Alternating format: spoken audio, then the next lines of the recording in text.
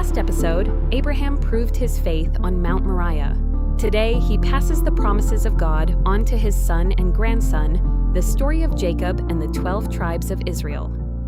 We go from Abraham to Isaac and then to Isaac's sons. Right. And if Abraham represents the initiation of God's promise and Isaac represents the willing sacrifice, the next guy in line, well, he proves that this promise is carried forward by relentless, unmerited grace and absolutely not by human morality. Because Jacob is an absolute scoundrel. He truly is. Isaac has twin sons, Esau and Jacob. Esau is the rugged, hairy outdoorsman, the firstborn.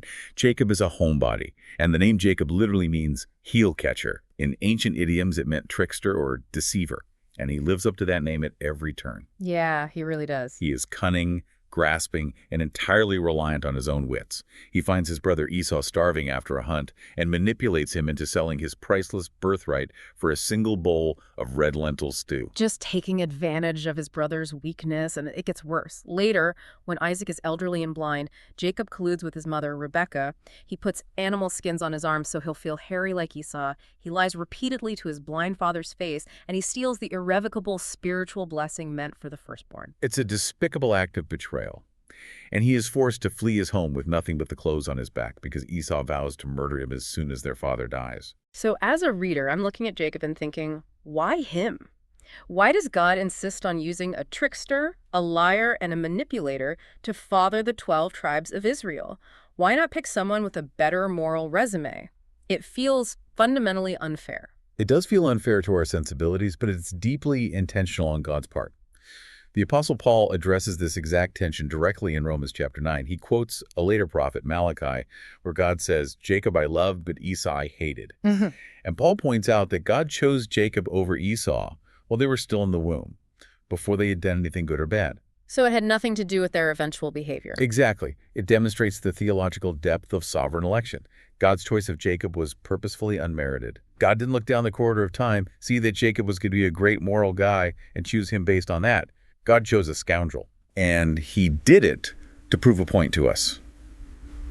God's redemptive plan relies entirely on his own sovereign faithfulness and grace, not on human perfection or moral performance. If the covenant relied on Jacob being a good person, the promise of the Messiah would have died right there. By choosing the trickster, God proves that salvation is by grace alone. If God can use Jacob, God can use anyone. But God doesn't just tolerate Jacob's flaws. He actively pursues him, breaks him down, and rebuilds him. The notes highlight two great supernatural encounters Jacob has with God. The first happens right after he flees from Esau.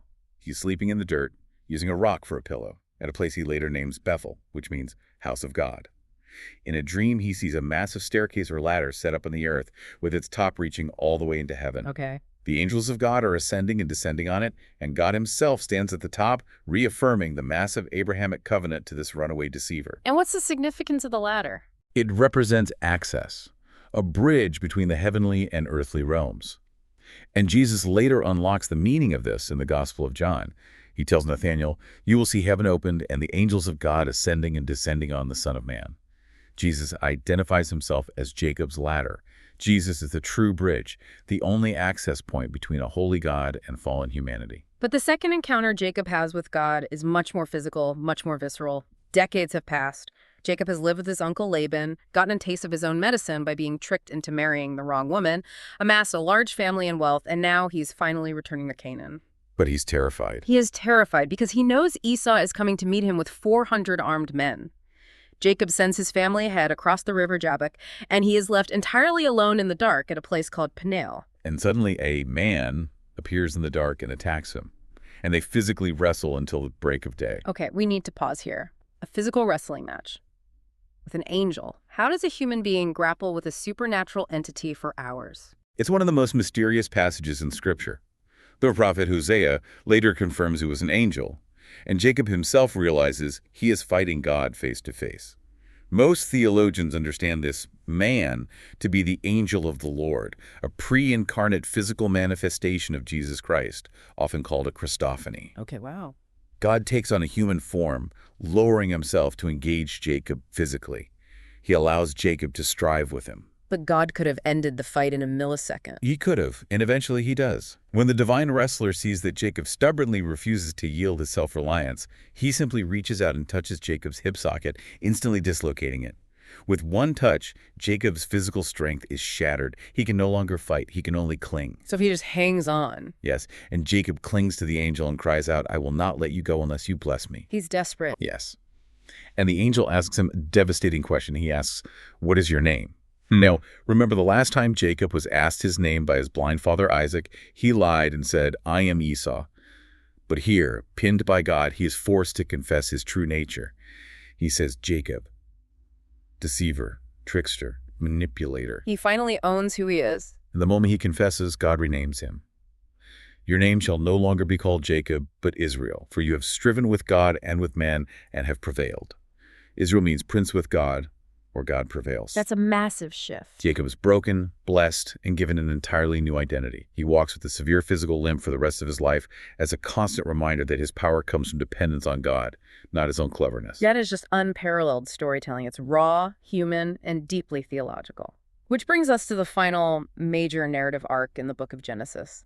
We are looking at the sons of Jacob, the men who will become the patriarchal heads of the 12 tribes of Israel. And what a family it is. And honestly, looking at these notes, this is the most beautifully constructed, complex narrative in ancient literature. It is a masterpiece of divine providence. We are, of course, talking about Joseph. The level of dysfunction in Jacob's family is staggering.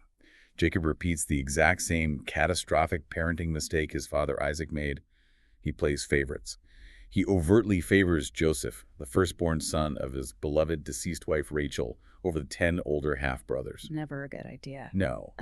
He even gives Joseph a beautifully ornamented tunic, a coat of many colors, which was a status symbol indicating Joseph was being groomed for leadership over his older brothers. Which naturally breeds intense, murderous jealousy, and Joseph, being a teenager, doesn't help matters. He has these prophetic dreams where his brother's sheaves of wheat bow down to his sheaf and where the sun, moon, and stars bow down to him, and he imprudently shares these dreams with his already furious brothers.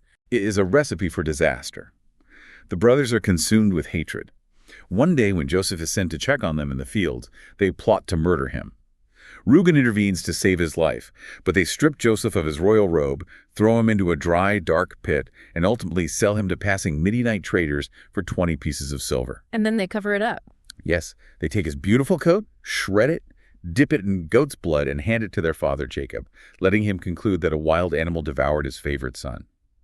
Jacob is plunged into inconsolable grief. And Joseph is dragged down to Egypt as a slave.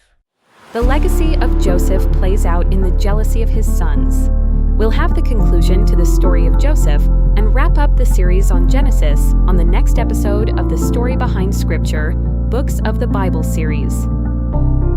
If you'd like to read more about the stories behind Scripture, try Written in Fire, available on Amazon.com. It's the story of the destruction of Solomon's temple, told through the pages of the Bible and the voices of the prophets.